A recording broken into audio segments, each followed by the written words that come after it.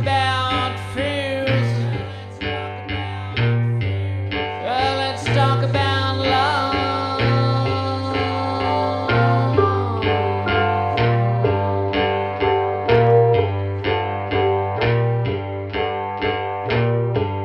Yeah, I got fears, but I ain't got no love. Okay, so today what I want to do is talk a little bit about a connection, if you will, between the OJ Simpson case and the Idaho 4 murders. I guess that's what it's called. I love how media comes up with these nicknames. That one's not very catchy, like 4 on the Floor from the Wonderland murders. Anyway, I digress. I just did a episode on John Dillinger on the Conspiracies Decoded television show that I've been doing, and I uploaded it and it got copyrighted and blocked, and never really had that issue before. So I was dealing with that and I can't put it up, so I deleted it because it blocked it by saying it couldn't be viewed in the United States. Well, I looked and it said 71% of my viewers are from the United States, so I was like, well, I'll just delete it then. I'm sorry to my Aussie fans and New Zealand fans and South Wales fans, but I'll get you next time. So that prompted me to sit down here today and talk to you about OJ Simpson case and the connection with the Idaho murders. Now, I did a video a week or so back connecting Brittany Drexel case and the Idaho murders. And the connection there was how the FBI publicly accused suspects in each case with no evidence.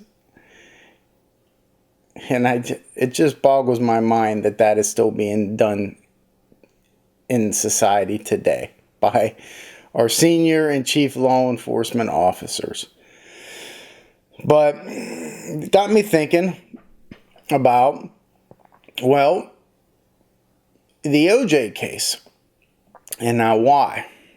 Well, as you know, or may not know, Fox News had contacted me a couple weeks back and asked me to do a roundtable discussion in studio about the Idaho murders. Now, you guys know that normally I don't do interviews. I don't go on other podcasts. I mean, very rarely. I used to a little bit more a few years ago, but in the last couple of years, I just have chose not to do that. And the reasoning is just pretty simple. It's because I don't want to. And I've come to a point in my life, and I'm sure a lot of you have, when you get to an age, oh, it looks like I'm out of focus again for some reason. You get to an age where you only do what you want to do. It's simple as that. So one of these times somebody is going to get a hold of me and I'm going to be like, yeah, okay, I'll do it. And a lot of it stemmed a little bit from News Nation when I felt that they slighted me a little bit in my interview with them. Not a big deal. But anyhow, this is I'll get into, okay, the Fox News thing that is going to be our segue into OJ Simpson and Idaho 4s. And I will reveal that at the end of this. But what I want you to do is think about this for a minute. And this is going to be a good teachable moment. I want you to imagine for a second that some internet wannabe detective or just a YouTuber who only cares about clicks, but is a good researcher. And they combed through a ton of records in October of last year. So it'd be 2022. And they find that there is a gas receipt posted online for orthanol James Simpson. Orthanol? How about we just call him what everybody knows him as? OJ Simpson. And he was passing through Idaho. And not only did they find a receipt, but OJ mentioned it in an interview. He said that he was going through that part of Idaho 20 minutes from where the murders occurred. Now, some Reddit user or someone akin to that now posts a clip of that interview online along with a gas receipt that puts OJ within 30 minutes of where these murders occurred. Not at the same day, say 3 weeks previous to the murders.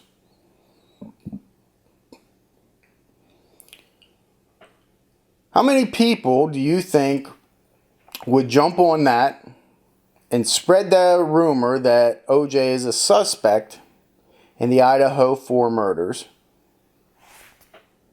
For that reason, you have 2 pieces of circumstantial evidence. Well, it's not really circumstantial. One, is a physical piece of evidence. You have a gas receipt that puts him there 3 weeks prior. And OJ admits that I've been in that area weeks before the murder. Now, people do some more digging, as they will do, and they come up with a surveillance videotape of OJ, what appears to be OJ, at a club, at a bar that 2 of the girls from the Idaho murders were known to frequent. And that's what the internet has drug up. So now we have that piece of evidence. Let's say that comes in a couple weeks later. Do you think the internet would be in a frenzy? Not drinking beer. Something new I'm trying. Liquid death. Mountain water. Crazy. Tastes pretty good. I digress again. Let's get back to OJ. OJ is now public enemy number 1 for these murders in Idaho. And why? One is because it looks like him on surveillance video in a bar that the victims frequented. 2, OJ admitted being in that area 3 weeks before the murders. And number 3, there's a gas receipt that puts him near the area 3 weeks before the murders, which he always said that he was there. Now keep in mind, this is all fictional. I'm making all this up to prove a point. But there's going to be a connection at the end. So now everybody, TMZ, even Fox News, all these people are picking this up and running this story based off of the internet.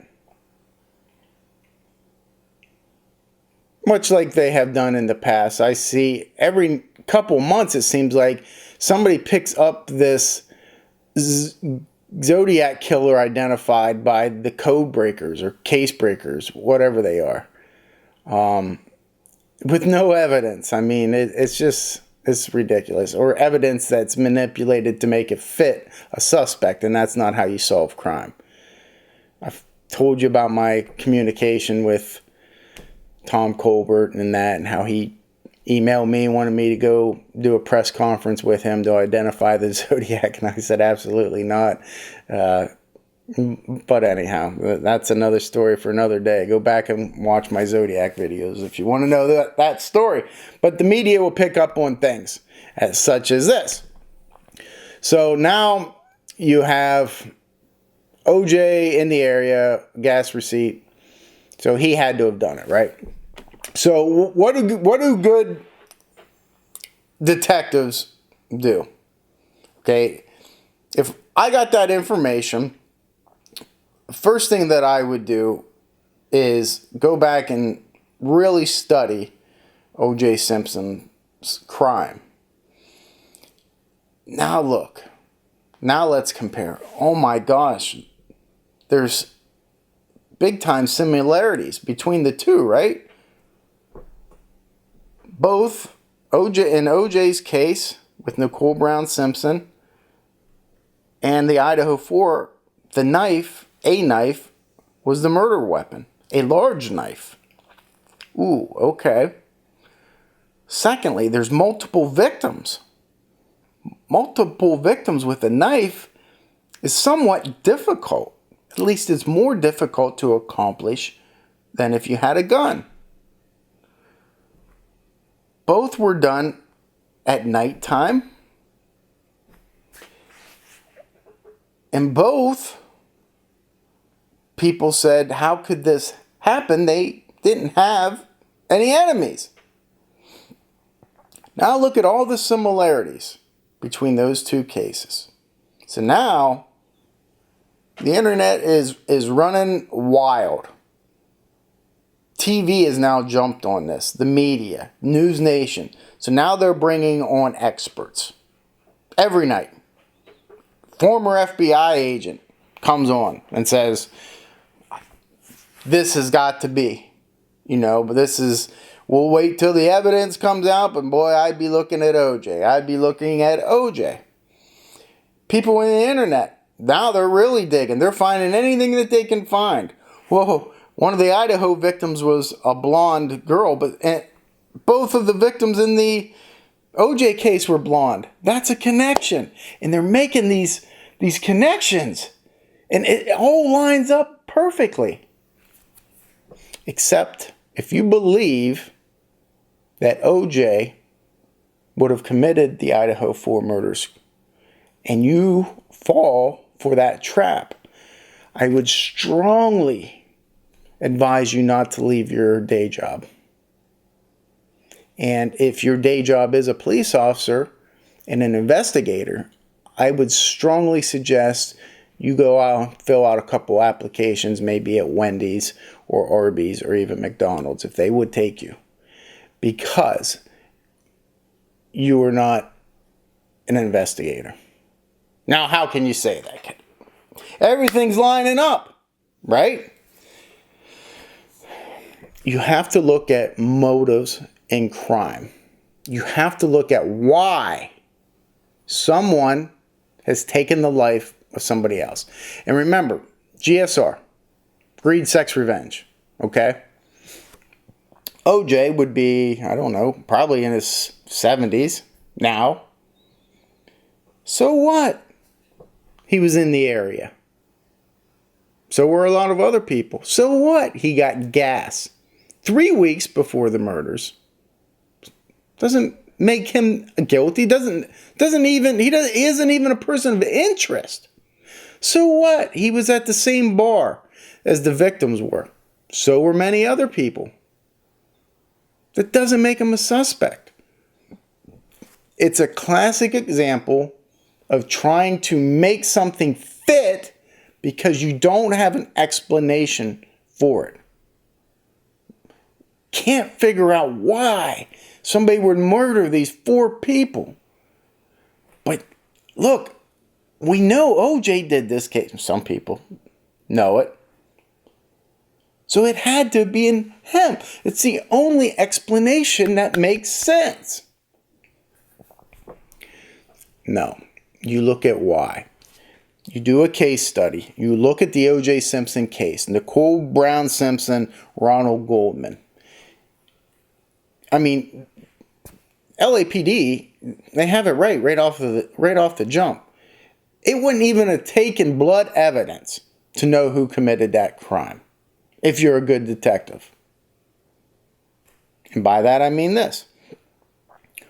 Someone is killed by a knife, 2 people, in a populated neighborhood, and they're estranged from their husband.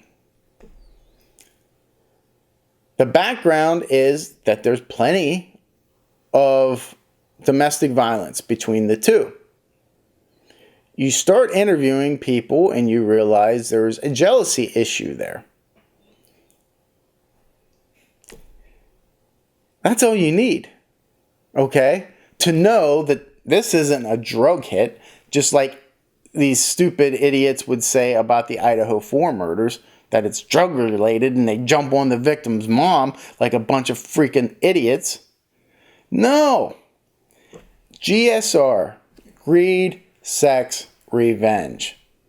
Okay? That's all you have to look at. Go back to the OJ case. You just know that it's more than likely. You can't say 100%, but it's domestic related. There's no sexual assault that took place.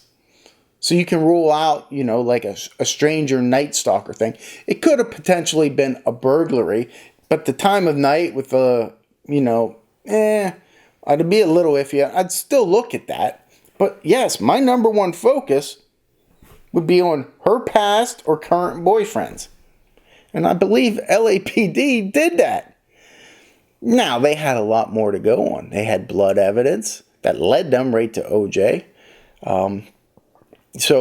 But then what I'm getting at, the motive for that crime is totally different than the Idaho murders, where more than likely it's a sexual fantasy or a revenge.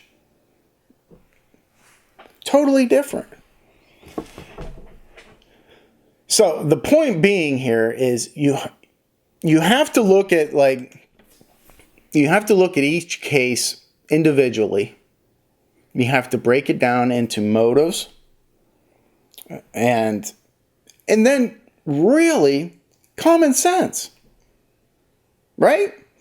There's still some idiots that would really believe that OJ Simpson could have committed this crime. Especially if all those things that I said in the beginning with the gas receipt, all that's true. There's still people that would actually believe that he could be a suspect.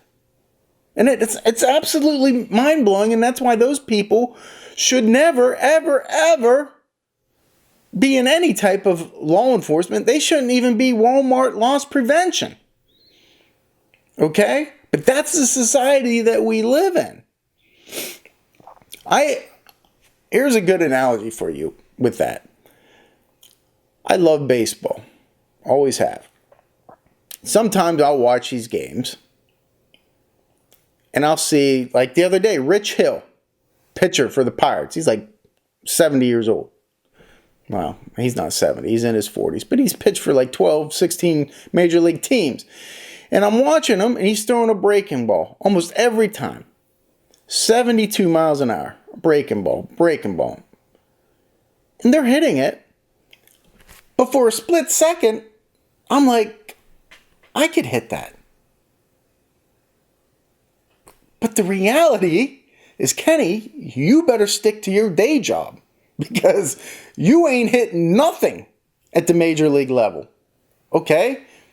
When you were a decent ball player in your 20s, you still ain't hitting it. Now that you're approaching 50, you definitely ain't hitting it.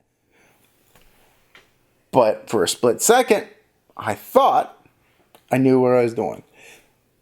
That's just like some of these internet people, or maybe even police officers, that would think that OJ Simpson could be responsible for the Idaho 4 murders.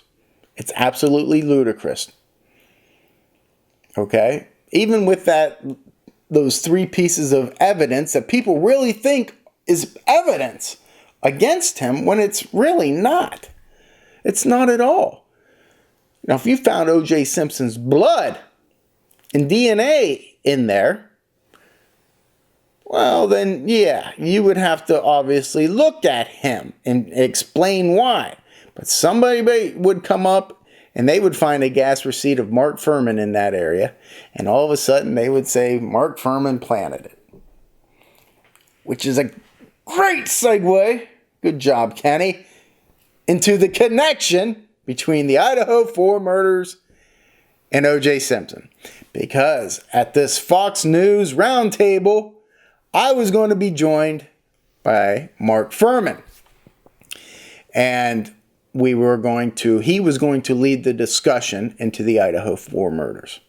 So, that's your connection between OJ Simpson and the Idaho 4 murders.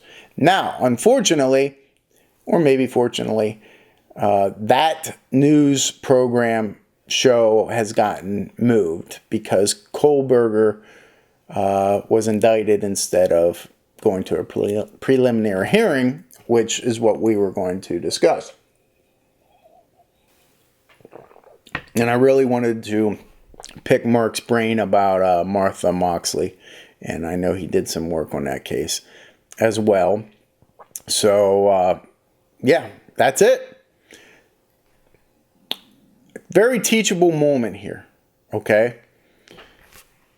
Just because there's some circumstantial type of evidence that may point a prolific suspect in an area, you can't jump on them. Even if it wasn't a prolific subject or suspect. What if it was just the hoodie guy or whatever? You know, see how people started jumping on him for nothing, okay? No reason. I understand it's the time that we live in now, but I don't buy that. You know, like there was somebody made a comment on one of my social media pages about you're a celebrity or something, and celebrities, you put yourself out there, so you should be able to take jabs from people that don't like you. I was like, no, just because you're a celebrity doesn't give people the right to treat you like shit. You know what I mean? That's not a right. I don't give up my right to be respected because I'm on TV or I do YouTube videos. So people like that are idiots. Just idiots. If that's their outlook on society, they're idiots. They are the people that are sociopaths because they have no empathy. They will vilify and crucify a suspect online, which bleeds. No, it doesn't just stay online. It bleeds to the real world with no evidence. Well, you think it's evidence because you're an amateur and you don't know what the hell you're doing. And there are some law enforcement officers, we've seen the FBI do that in the Brittany Drexel case. And it's 1,000% wrong. All you're doing is giving that victim's family a roller coaster of emotion. They're going to get up, they think that you got the guy, and then you got down, it's not the guy. And they rely on law enforcement. And then they get online and they start looking and, oh my gosh, OJ Simpson was in that area? Oh my gosh, there's a gas receipt. He went to that bar. It has to be him. He killed those people the same way. And then they get excited and then only to be let down because it's not him. But it's like people that don't know what they're doing publicly shaming and ruining people's lives, which in turn bleeds over into the victims. I apologize for the pun there, but that's what happens. If I had my own way, you know, I always say stay in your lane.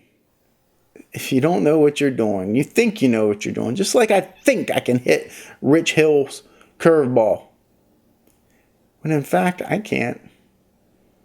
In fact, you can't investigate. Leave it to the people that know what they're doing. Anyhow, OJ Simpson, Idaho 4 connection. That's what I got today. Hope you had a good Memorial Day.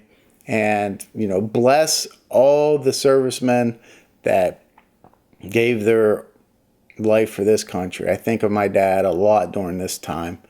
The stuff that he had to do as a Marine Corps 0300 infantryman over in Vietnam. And that's for another time as well. But to all of those that served and sacrificed, my heart bleeds for you. And it bleeds red, white, and blue for you. With that, thanks for watching. Mains out. Yeah, let's talk about